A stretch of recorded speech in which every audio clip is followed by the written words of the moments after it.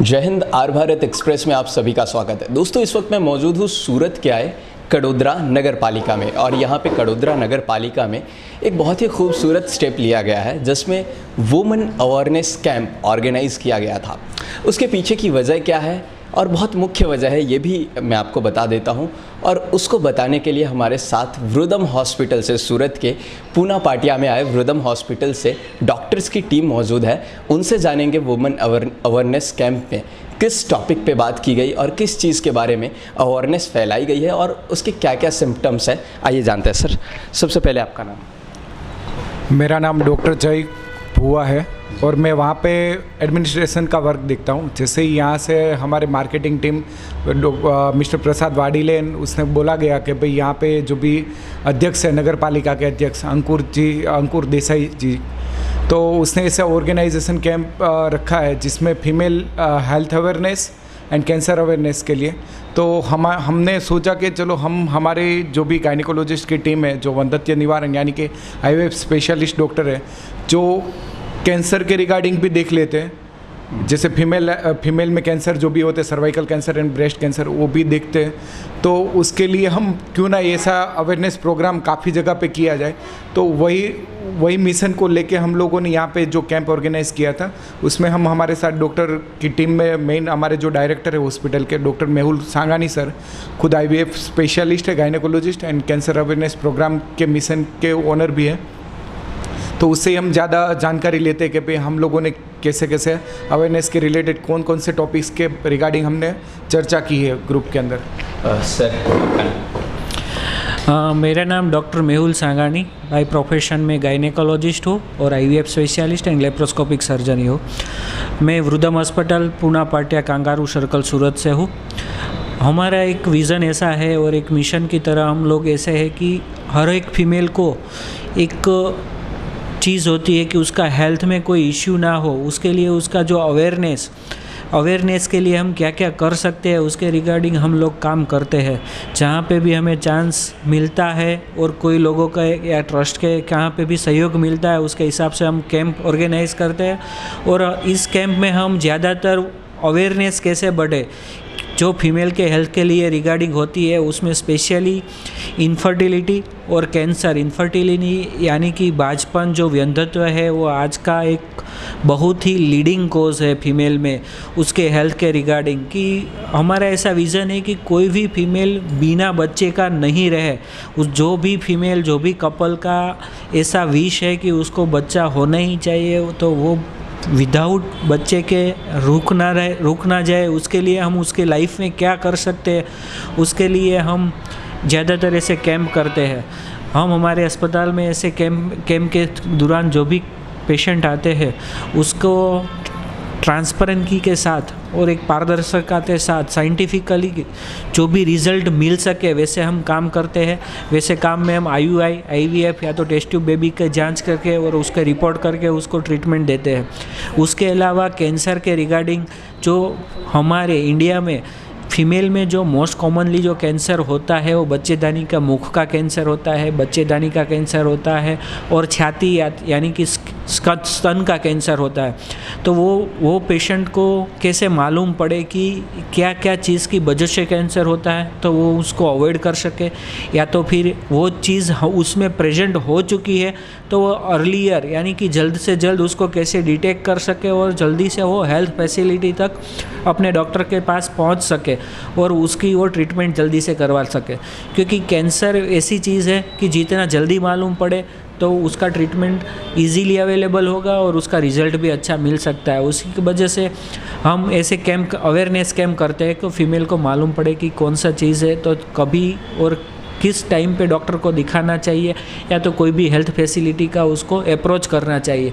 तो उसके लिए हम ऐसे अवेयरनेस कैंप आज किया और आज ये कड़ोदरा की नगर सेवा समिति के साथ मिलकर हमने ऐसा कैंप किया और तकरीबन 100 जितनी फीमेल ने इसका लाभ लिया है।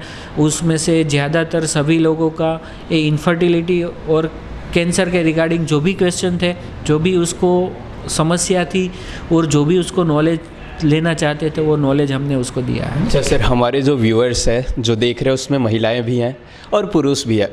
एक सवाल उनका रहता है कि ये जो ब्रेस्ट कैंसर है ये मेल में भी होता है क्या? जी हाँ, ऐसा नहीं है कि सिर्फ फीमेल को ही ब्रेस्ट कैंसर होता है, मेल को भी हो सकता है। हो सकता है। अच्छा सर, ये जो ब्रेस्ट कैंसर है इसके सिम्टम्स क्या क्या है? अगर कोई महिला इससे पीड़ित है और बता नहीं सकती, ज़्यादातर हम देखते हैं महिलाएं खुलकर नहीं बोलती इस बारे में, तो कुछ ऐसे मेजर सिम्टम्स जिससे हमें पता चल सके कि ये ब्रेस्ट कैंसर से पीड़ित है, तो ऐसे कौन कौन से सिम्टम्स?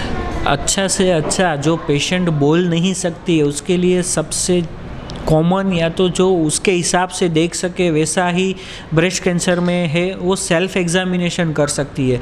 जो हमने आज एक कैंप में एक वीडियो और एक वीडियो के द्वारा सभी फीमेल को वही समझाया कि वो कैसे अपना खुद का ब्रेस्ट का सेल्फ एग्जामिनेशन कर सकती है, वो कितना इजी है। तो वो उसको अपने आप ही मालूम पड़ जाता है कि मेरे ब्रेस्ट में कोई एबनॉर्मलिटी है, कोई अजुकता हो रहा है, जिसकी वजह से मुझे अपने हेल्थ फैसिलिटी का अप्रोच करना चाहिए। अच्छा सर, फिर भी कोई मेजर स्टेप जैसे स्वेलिंग आना वगैरह ऐसा कुछ है? सिंपल सा है कि देखने से या तो छूने से, दो चीज़ें से वो मालूम कर सकते हैं। देखने से ऐसा लगे कि दोनों ब्रेस्ट की साइज़ में कुछ एबनॉर्मलिटी है, पहले से अभी कोई साइज़ में कोई एबनॉर्मलिटी हुई, या तो स्किन पे कोई रेडनेस हुई, ब्लैकनेस हुई, या तो जो निपल का पार्ट है वो अंदर की तरफ खींच गया है, या तो कोई स्वेलिंग जैसा लगे, या तो फिर कलर चेंजेस होता है, या तो फिर संतरे की तरह स्किन का शाइनिंग बढ़ जाता है, वो देखने से ही मालूम पड़ जाता है। दूसरी चीज़ ऐसी होती है कि छूने से या तो दबाने से दर्द होता है और कोई गांठ जैसा फीलिंग आता है, तो वो उसका एग्जामिनेशन करता है। तीसरी चीज़ है कि निपल के पार्ट में से कोई ब्लीडिंग या तो कोई डिस्चार्ज होता है, सफ़ेद पानी पीला पानी आता है, उसमें से कोई दुर्गंध आती हो, ऐसा कुछ होता है तो भी वो डॉक्टर को दिखा के उसका आगे जाके जांच या रिपोर्ट हो सकता है।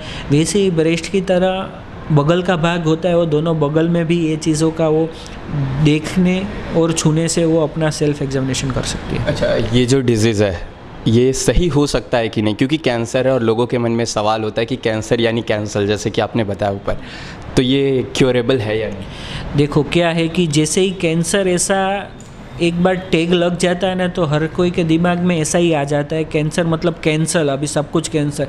लेकिन ऐसा नहीं होता है कि कौन से कैंसर की ट्रीटमेंट है या नहीं है, क्योरेबल है नहीं है। बहुत सारे कैंसर का टाइप होता है, वो टाइप के अलावा वो कौन से स्टेज में प्रेजेंट हुआ है डॉक्टर के पास, तो वो सब पे वो डिपेंड रहता है।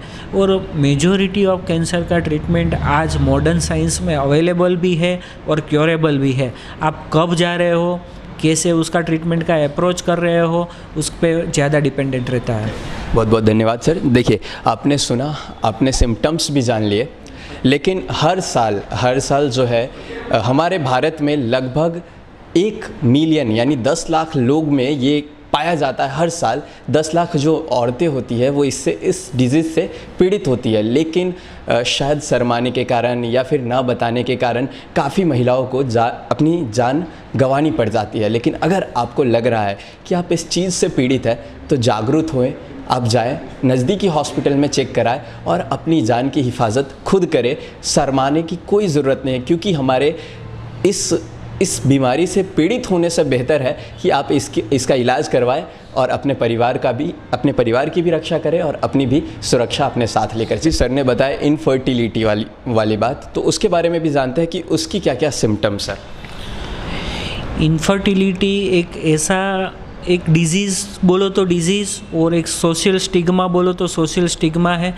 ज़्यादातर फीमेल का ऐसा होता है कि फैमिली में जो फीमेल होती है वो अपना जो भी रोग होता है, डिज़ीज़ होता है, वो अपने आप छुपा लेती है या तो उसको वो सहन कर लेती है। और उसकी वजह से एक स्टिग्मे की वजह से पेशेंट को सोशली, इकोनॉमिकली इतना सब कुछ सहन भी करना पड़ता है। लेकिन आज के ज़माने में as a gynaecologist and IVF specialist हमारे 50% पेशेंट इससे इनफर्टिलिटी के ही आते हैं।